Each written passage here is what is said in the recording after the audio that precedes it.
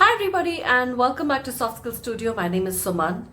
In today's video, I actually wanted to demonstrate how important eye contact can be in virtual communication. And I have noticed that even though we know it and a lot of people realize that it's an important thing, they don't realize the kind of effect that they have on people when they don't really follow it and actually look into the camera.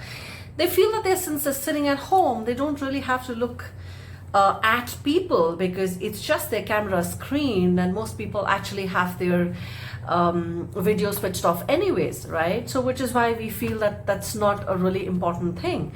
However, I feel that through this video I want to demonstrate how distracting it can be when people don't look at the camera and just make momentary eye contact once in a while, and how important it is to actually look into the camera and create eye contact with people. It could be boring to you, but when you look into the camera of your device, you're actually looking at everybody present in a meeting or in an event or in an online seminar. Okay, so repeat after me. Look into the camera of your device.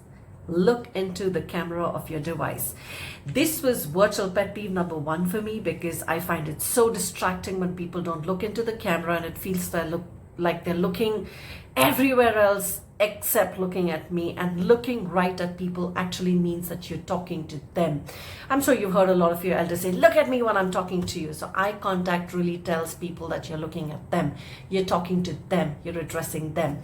And that's how important eye contact is in virtual communication.